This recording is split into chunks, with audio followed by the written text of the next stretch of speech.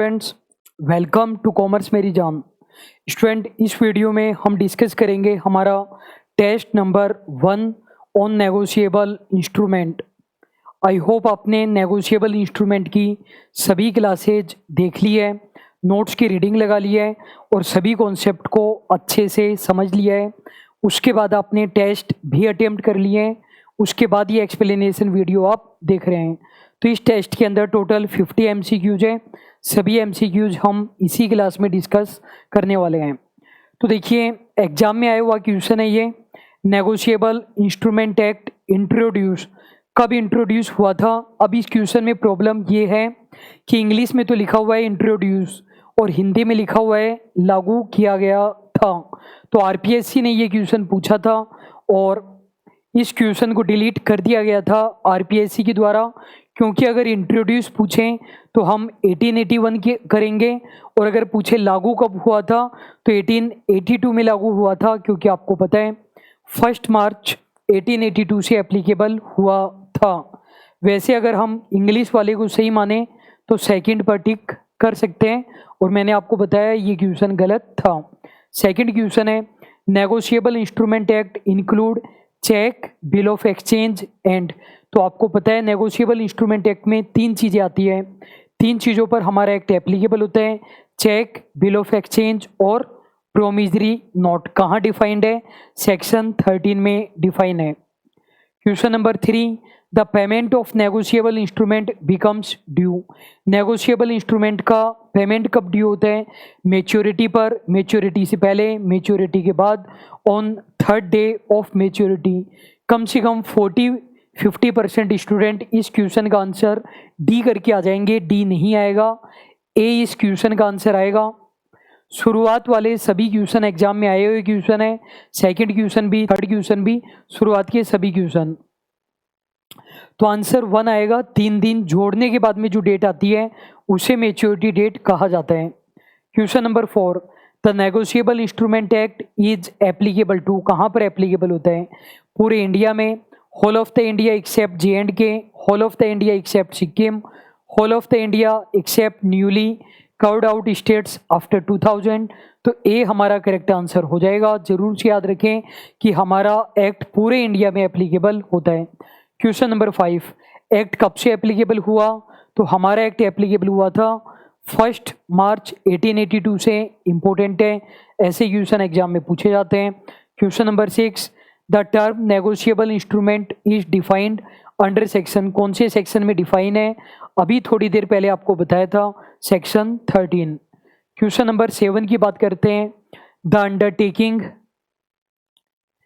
Content in a promissory note to pay certain sum of money is.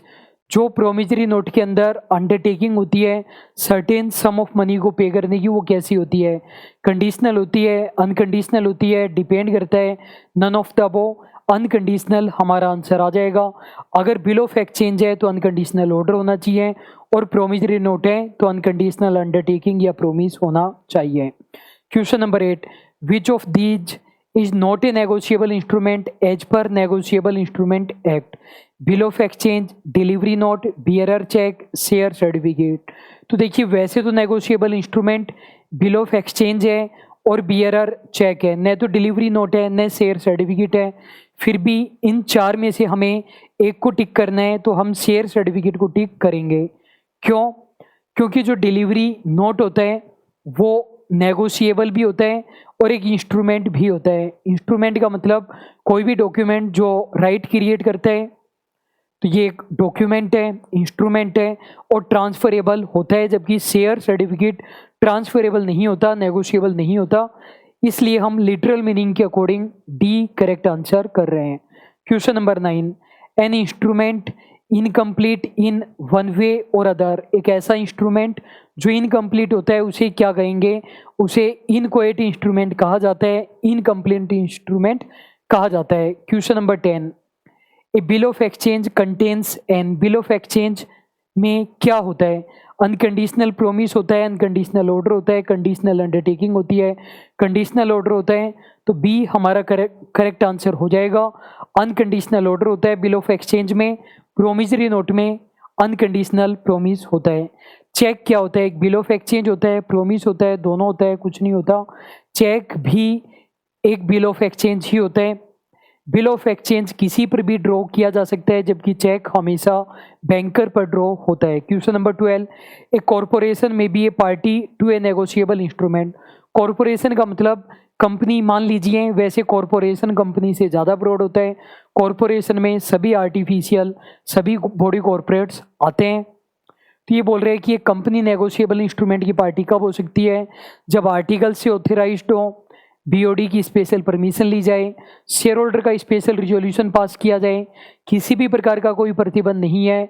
ए हमारा correct answer हो जाएगा। Article of association से authorise होना चाहिए।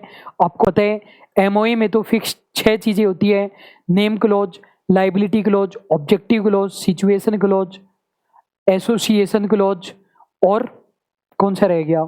Name close, objective close, liability close, situation close, capital close और association close. तो ये चीज़ें एमओए में तो लिखी हुई हो नहीं सकती, एओए में ही लिखी हुई हो सकती है। Question number 13, the grace period for payment of NI other than payable on demand is. अगर नेगोशिएबल इंस्ट्रूमेंट डिमांड पर पेबल नहीं है, मतलब टाइम इंस्ट्रूमेंट है, तो कितने दिन ग्रेस के मिलेंगे? 3 दिन मिलेंगे। ये याद रखिए, डिमांड वाले में ग्रेस डेज नहीं होते हैं, उसमें हमें कैलकुलेशन ही नहीं करनी होती है मैच्योरिटी डेट की, केवल टाइम वाले में करनी होती है। क्वेश्चन नंबर 14 को देखिए ध्यान से।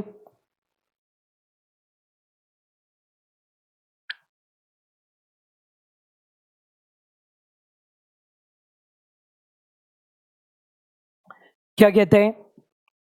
If a minor draws, endorse, deliver, negotiate an instrument, such instrument binds. यदि माइनर कोई इंस्ट्रूमेंट ड्रॉ कर रहा है, इंडोर्स कर रहा है, डिलीवर कर रहा है, नेगोशिएट कर रहा है, तो ऐसा इंस्ट्रूमेंट किसको बाध्य करता है, किस पर लाइबिलिटी क्रिएट करता है? All parties to the instrument including minor, only minor, not other party, all party except the minor, none of the above. C हमारा करेक्ट आंसर हो जाएगा। माइनर किसी इंस्ट्रूमेंट को ड्रॉ कर सकता है, मेक कर सकता है, नेगोशिएट, इंडोर्स कर सकता है, बस माइनर लाइबल नहीं रहेगा, अदर पार्टीज लाइबल हो जाएगी। Question 15, how many parties are involved in bill of exchange. Bill of exchange में कितनी पार्टी होती है? 3। कौन कौन सी? ड्रोवर, ड्रोवी और पेई। Question number 16, when A bill of exchange has been noted or protested for non-acceptance or for better security and any person accept it supra protest for honor of the drawer or for any endorser, such person is called an। यदि bill of exchange noted हो चुका है या उसकी protesting हो चुकी है non acceptance के कारण या बेटर सिक्योरिटी के कारण, और कोई पर्सन ऐसी प्रोटेस्टिंग के बाद बिल को एक्सेप्ट कर लेता है ड्रोवर के सम्मान के लिए या किसी अदर पर्सन के सम्मान के लिए, तो उसे क्या कहते हैं? उसे एक्सेप्टर फॉर ओनर कहा जाता है। फिर लाइबिलिटी उसकी रहेगी पेमेंट करने की, और वो अपना पेमेंट उस पार्टी से वसूल कर सकता है जिसके सम्मान के लिए उसने पेमेंट किया है, और उससे पहले की सभी पार्टीज से भी रिकवर कर सकता है। क्वेश्चन 17, व्हेन ए बिल और in any endorsement thereon the name of any person is given in addition to the drawee to be resorted in case of need, such person is called a। यदि कोई bill में या endorsement के दौरान किसी person का नाम दिया गया है, क्या आवश्यकता पड़ने पर उसे ड्रोवी मान लिया जाएगा, तो उसे क्या कहते हैं? उसे ड्रोवी इन केस ऑफ नीड कहते हैं। पहले मेन ड्रोवी से एक्सेप्टेंस के लिए पूछा जाएगा, मेन ड्रोवी मना कर देता है तो इस पर्सन से एक्सेप्टेंस के लिए पूछा जाएगा, ये एक्सेप्टेंस दे देता है तो इसे ही ड्रोवी माना जाएगा। Question number 18, a promissory note, bill of exchange, cheque drawn or made in India and made payable or drawn upon any person residing in India. India में बनाया या लिखा गया है, इंडिया के पर्सन पर लिखा गया है या इंडिया में पेबल है, तो वो इनलैंड हो जाएगा। 3 कंडीशन होती है। कंडीशन नंबर 1 पूरी होना बिल्कुल कंपलसरी है, और सेकंड और थर्ड में से कोई एक कंडीशन पूरी होनी चाहिए। पहली कंडीशन होती है कि इंडिया में लिखा गया है या बनाया गया है, सेकंड कंडीशन होती है इंडिया के पर्सन पर लिखा गया है, थर्ड कंडीशन होती है कि इंडिया में उसका पेमेंट होना है। Question number 19, hundis are indigenous instrument. Hundi indigenous instrument होते हैं जो कैसी लैंग्वेज में लिखे जाते हैं, वर्नाकुलर लैंग्वेज में लिखे जाते हैं। इसका आंसर हिंदी मत कर देना। दर्शनी हुंडी कैसे पेबल होती है, 3 दिन बाद साइट पर, कोई उसमें स्पेसिफाइड डेट हो उस पर, या परजेंटमेंट के अगले दिन, तो एट साइट पेबल होती है। जब उसे दिखाया जाएगा तब पेमेंट मिल जाएगा। दर्शनी हुंडी मतलब जब दर्शन कराए जाएंगे तब पेमेंट हो जाएगा। ये एक तरीके से डिमांड एनआई होता है। क्वेश्चन नंबर 21, मुद्दती हुंडी आर पेबल। मुद्दती हुंडी का पेमेंट कब होता है? उसका पेमेंट एक स्पेसिफाइड पीरियड के खत्म होने के बाद होगा। मुद्दती मतलब एक मुद्दत के बाद पेमेंट होगा, तो ये टाइम एनआई होता है। नेक्स्ट हमारा क्वेश्चन है, a banker must dishonour the customer cheque. हमने 2 टॉपिक पढ़े थे। कुछ परिस्थितियां वो जिनमें बैंकर चेक का पेमेंट करने से मना कर सकता है, और कुछ वो सिचुएशन जिसमें चेक का पेमेंट करने से मना करना ही करना पड़ेगा। तो कब पेमेंट करने से मना करना पड़ेगा? कस्टमर पागल हो गया है, इंसॉल्वेंट हो गया है, कस्टमर ने बैंक को आदेश दिया है कि आप पेमेंट मत करो, तो ऑल द अबव हमारा करेक्ट आंसर हो जाएगा। क्वेश्चन नंबर 23 की बात करते हैं। If an instrument may be constructed as a promissory note और बिल ऑफ एक्सचेंज। यदि किसी इंस्ट्रूमेंट को बिल ऑफ एक्सचेंज या प्रोमिसरी नोट कुछ भी माना जा सकता है, होल्डर की मर्जी है कि वो उसे बिल ऑफ एक्सचेंज माने या प्रोमिसरी नोट, तो उसे क्या कहते हैं? उसे एम्बिगियस इंस्ट्रूमेंट कहते हैं। मैंने आपको 2 सिचुएशन बताई थी। जब बिल ऐसे पर्सन पर लिखा गया है जो कि फिक्टिशियस है, या फिर किसी पर्सन ने खुद पर ही बिल लिख दिया है। Question number 24, if the words not negotiable are used with special crossing in a cheque is. Cheque की स्पेशल क्रॉसिंग की गई है, साथ में नॉट नेगोशिएबल वर्ड्स लिख दिए गए हैं। बहुत अच्छा क्वेश्चन है, 80% स्टूडेंट एग्जाम में गलत करके आने वाले हैं। तो ये चेक ट्रांसफरेबल रहता है, नॉट नेगोशिएबल लिखने के बाद भी ट्रांसफरेबल रहता है, लेकिन ट्रांसफरी का राइट ट्रांसफरर से अच्छा नहीं हो सकता। Question number 20, crossing of cheque effect the. Cheque की क्रॉसिंग क्या इफेक्ट करती है? चेक की नेगोशिएबिलिटी को या मोड ऑफ पेमेंट को, दोनों को या कोई नहीं? दोनों हमारा करेक्ट आंसर हो जाएगा। मोड ऑफ पेमेंट को तो अफेक्ट करती ही है। चेक की क्रॉसिंग की गई है तो कैश में पेमेंट नहीं लिया जा सकता, केवल अकाउंट में ही क्रेडिट होगा। और नेगोशिएबिलिटी को भी अफेक्ट करती है, अगर अकाउंट पे ही क्रॉसिंग है तो आगे नेगोशिएट ही नहीं कर सकते। Question number 26, when a promissory note, bill of exchange, cheque is transferred to any person so as to continue the person the holder thereof. यदि कोई promissory note, bill of exchange और cheque किसी person को transfer किया गया है उस person को होल्डर बनाने के इरादे से, तो क्या कहा जाएगा? To be valid, to be honoured, to be transferred, to be negotiated. उसे हम कहेंगे टू बी नेगोशिएटेड। सी अगर आप करेंगे तो गलत हो जाएगा, ट्रांसफर्ड नहीं कह के नेगोशिएशन कहा जाता है। Question number 27, the maturity of a promissory note or a bill of exchange is the date. Maturity date किसे कहते हैं? जिस तारीख को वो ड्यू होता है, जिस तारीख को प्रेजेंट किया जाता है, एक्सेप्ट किया जाता है। नन ऑफ द अबव, ए हमारा करेक्ट आंसर हो जाएगा। जिस तारीख को वो ड्यू होता है, जिस तारीख या उसके बाद पेमेंट मांगा जा सकता है, उसे मेच्योरिटी डेट कहा जाता है। Question number 28, when the day on which promissory note or bill of exchange is at maturity is a public holiday, the instrument shall be deemed to be due। जिस तारीख को वो ड्यू हो रहा है वो पब्लिक हॉलीडे है, तो ड्यू डेट क्या मानी जाएगी? प्रीसीडिंग डे को माना जाएगा। क्वेश्चन ने कुछ भी नहीं बोला कि प्री डिटरमाइंड है या अचानक से आ गया, तो pre determined well non public holiday हम मानेंगे। 2 अक्टूबर को ड्यू हो रहे हैं तो 1 अक्टूबर को ही ड्यू डेट मानी जाएगी। क्वेश्चन नंबर 29 की बात करते हैं। Writing of a person's name on face or back of an instrument or a slip of paper attached to it is known as. किसी पर्सन का नाम लिखा जा रहा है एनआई के आगे या पीछे, या साथ में कोई पेपर अटैच है उस पर, तो उसे क्या कहेंगे? इंडोर्समेंट कहेंगे। एक बात आप याद रखें, अगर एक्सेप्टेंस के इरादे से सिग्नेचर किए जा रहे हैं तो वो एनआई पर ही होने चाहिए, चाहे आगे या पीछे। लेकिन अगर इंडोर्समेंट है तो एनआई के साथ अटैच पेपर पर भी सिग्नेचर हो सकते हैं। Question number 30, a bearer instrument can be negotiated by. Bearer instrument कैसे नेगोशिएट किया जा सकता है? केवल डिलीवरी से ही किया जा सकता है। अगर ऑर्डर होता तो डिलीवरी और इंडोर्समेंट दोनों चाहिए होता। Bill of exchange must be. Bill of exchange return होना चाहिए, अनकंडीशनल होना चाहिए, प्रॉपरली स्टाम्प्ड होना चाहिए। तीनों ही हमारे सही है। चेक कभी भी स्टाम्प पेपर पर नहीं होता है, बिल ऑफ एक्सचेंज और प्रोमिसरी नोट स्टाम्प पेपर पर होते हैं। Question number 32, promissory note must be in writing, conditional, signed. बिल्कुल सही बात है, डी हमारा करेक्ट आंसर हो जाएगा। बिल ऑफ एक्सचेंज में कितनी पार्टीज होती है? 3 होती है, ड्रोवर, ड्रोवी और पेई। ड्रोवर और पेई सेम पर्सन भी हो सकता है। प्रोमिसरी नोट में कितनी पार्टी होती है? प्रोमिसरी नोट में 2 ही होती है, मेकर और पेई। चेक में कितनी होती है? चेक में 3 होती है, ड्रोवर, ड्रोवी और पेई।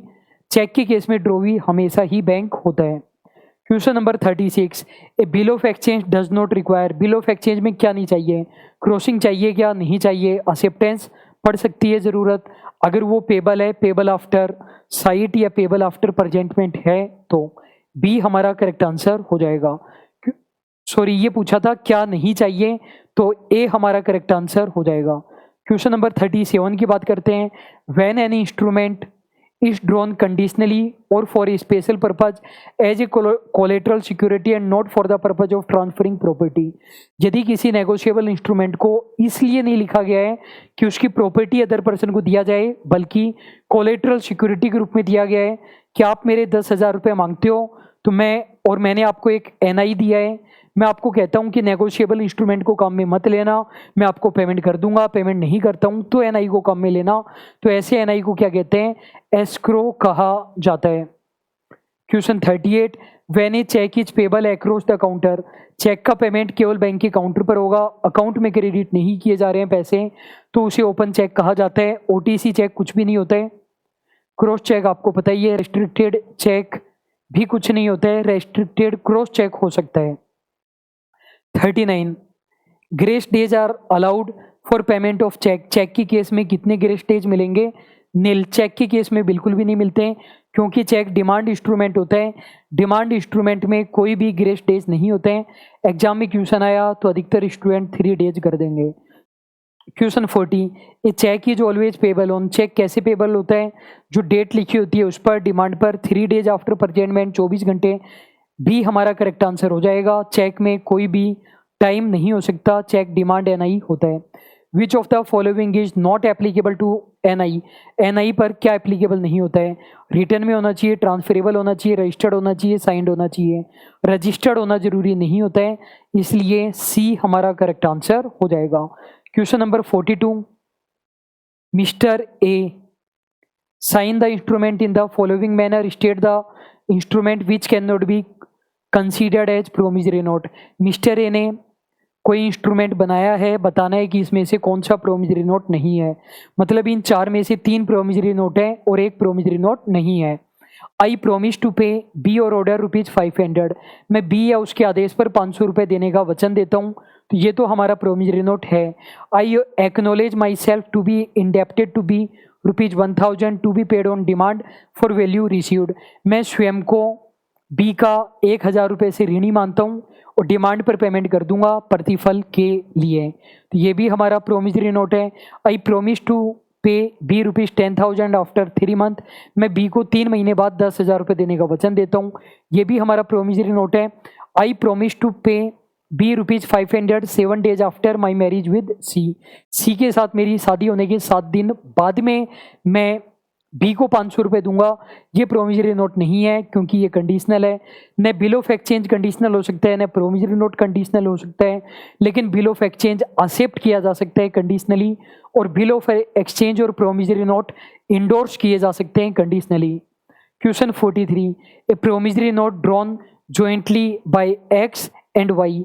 एक्स और वाई ने जॉइंटली एक प्रोमिसरी नोट ड्रॉ किया है। एक्स एक माइनर है और वाई एक मेजर है, तो क्या होगा? ये वॉइड हो जाएगा। वैलिड रहेगा लेकिन नेगोशिएबल नहीं रहेगा। वैलिड होगा but can be enforced only against Y.